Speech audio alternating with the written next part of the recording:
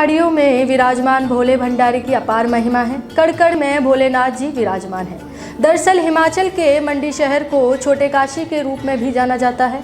पहाड़ के लोगों का कहना है कि शिव जी माता पार्वती को ब्याहने यहाँ आए थे, इसलिए इसे भगवान शिव की नगरी भी कहा जाता है।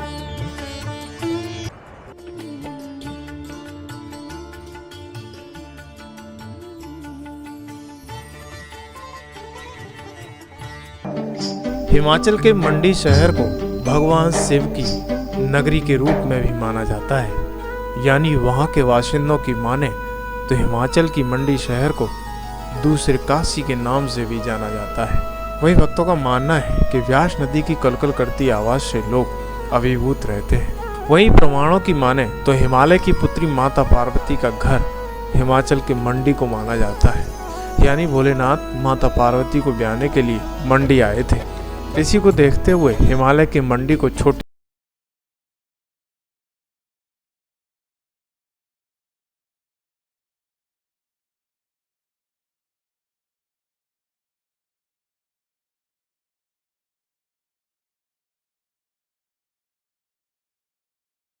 रहते हैं। शिव की नगरी में श्री रामलाल और चंद्रमोहन महाराज जी का एक आश्रम भी स्थित है। यह आश्रम व्यास नदी के किनारे स्थित है। इस आश्रम में नित्य रोज पूजा पाठ और योग साधन की क्रियाएं भी की जाती हैं। इसी के साथ साथ इस आश्रम में आयुर्वेदिक पद्धति से पहाड़ के लोगों का मुफ्त में इलाज भी किया जाता है। देखिए खबर एक्सपर्ट की एक्सक्लूसिव रिपोर्ट में। सबसे बड़ी बात यह है कि इस स्थान पर योगियों के योगी श्री रामलाल जी महाराज और गुरुदेव चंद्रमोहन जी महाराज का एक पवित्र स्थान भी है, जहाँ पर श्रद्धालु नित्य रोज ध्यान, पूजा, आराधना, भक्ति ज्ञान अर्जित करते हैं। समाई वाले योगी बाबा योगेश्वर महाराज, मैं वारी जाऊं, मैं वारी जाऊं, ओ मैं वारी जाऊं।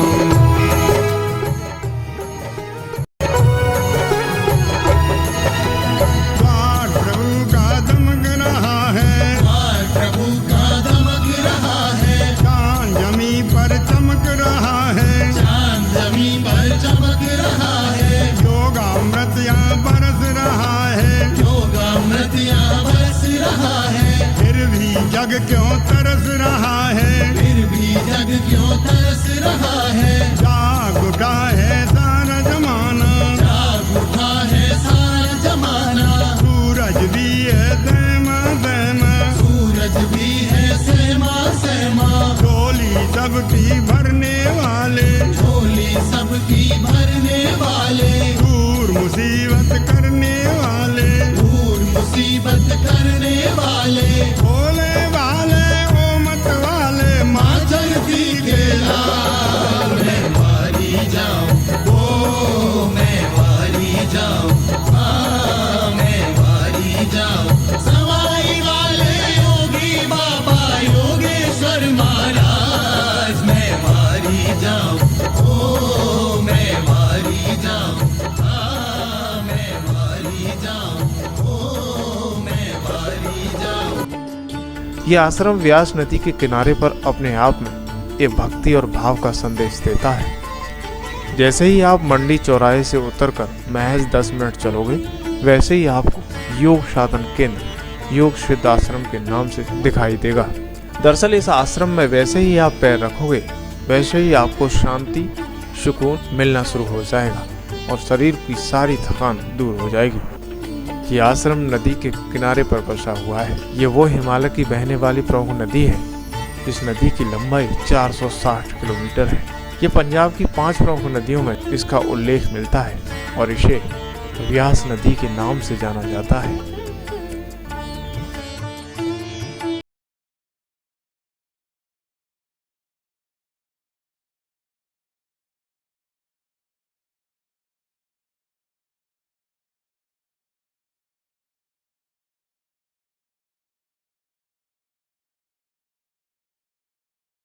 तो सिद्ध योग का जहाँ तक समझती हूँ कि ये जो है सिद्धों की कृपा से यही होता है। अध्यात्म को बहुत ऊंचे ले जाना है। एक तो शारीरिक तक इसको सीमित रखना है, तो योग आसन है, ध्यान क्रिया है, ये सब कुछ है। जब इसको हमने इससे भी आगे बढ़ना है तो उसके लिए हमारे को गुरु कृपा की जरूरत होती है, सिद्ध योगी की जरूरत होती है। वो ये जरूरी नहीं है कि वो स्थूल शरीर में, शरीर तो छूट जाएगा, वो तो वृद्ध हो जाता है, जर्जर हो जाता है वो, लेकिन उनके प्रति जो समर्पण है, उनके प्रति जो श्रद्धा है, वो हमारे को सहायता करती रहती है और करती रहेगी, सबको ही करेगी। तो मैं तो यही कहूँगी जिन्होंने अध्यात्म में आगे बढ़ना है वो ऐसे सिद्ध कृपा की, सिद्ध योगी के से जो है दीक्षित हो करके अपने अध्यात्म को आगे बढ़ाएं।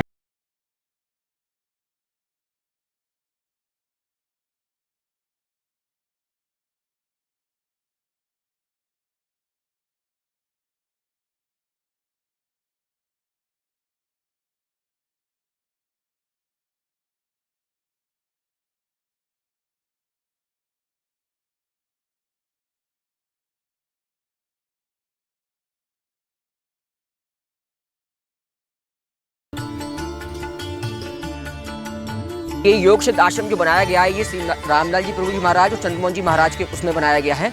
कब इसकी स्थापना हुई, कब से इसकी शुरुआत हुई, कैसे इसके जरा बारे में बताइए। यहाँ गुरुजी हमारे पहले से आते रहते थे, श्री चंद्रमोहन जी महाराज जी। तो पहले तो लोगों के घरों में होता था, यहाँ किया वहाँ किया प्रोग्राम जो भी होता था, पर इस आश्रम की जो है ये 89 से कंस्ट्रक्शन शुरू हुई है। अभी तक भी कंटिन्यू प्रोसेस में चल रही है, धीरे धीरे करके जैसे जैसे फंड्स अरेंज होते हैं उस तरह से हमारे ये चलता रहता है जी काम।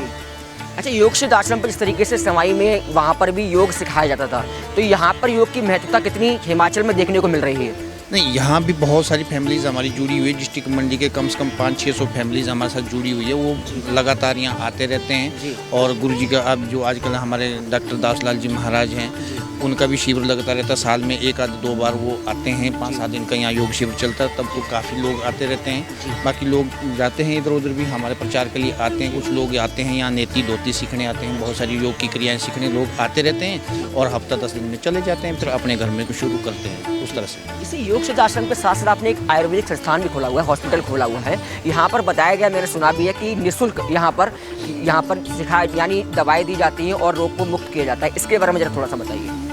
सर, ये अभी हमने 2 साल पहले से शुरू किया। गुरुजी की प्रेरणा करुणा कृपा से ही ये चीज़ें संभव हो पा रही हैं। तो हमारे पास यहाँ आयुर्वेदा का भी है, हमारे पास यहाँ एलोपैथी का भी है। एक डॉक्टर साहब है जो हमारे डायरेक्टर रिटायर हैं, श्री केसी शर्मा जी, वो हमारे एलोपैथी डिपार्टमेंट देखते हैं। आयुर्वेदा में हमारे डॉक्टर ओमराज जी हैं, वो भी रिटायर हैं और डायरेक्टर लेवल के रिटायर हैं। और डॉक्टर हमारे रावत हैं यहाँ जो परमानेंट बैठते हैं।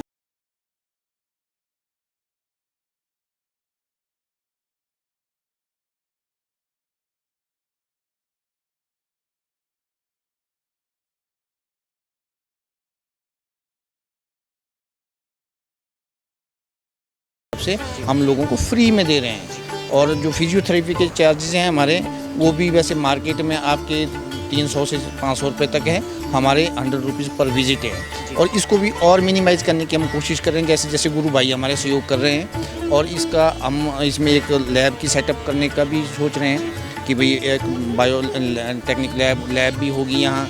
और यहाँ पंचकर्मा का भी अभी सुविधा शुरू करने की ट्रस्ट की जो हमारा यहाँ का ट्रस्ट है वो सोच रहा है जी अभी। इस तरीके से आपने आयुर्वेदिक संस्थान के बारे में बताया, कौन कौन से डॉक्टर किस किस समय पे बैठते हैं और कौन कौन से रोग यहाँ पर निवारण किए जाते हैं, और डॉक्टरों का मिलने का समय और बैठने का समय क्या है, वो भी जरा बताइए। हमारे यहाँ 9:30 बजे से 4 बजे तक सारे डॉक्टर बैठे रहते हैं। कुछ एक डॉक्टर हमारे ऑन कॉल होते हैं, पर उनका है हमारे जो डॉक्टर हैं फिजियोथेरेपी वाले और आयुर्वेदा और एलोपैथी वाले, तीनों डॉक्टर हमारे 4 बजे तक बैठते हैं।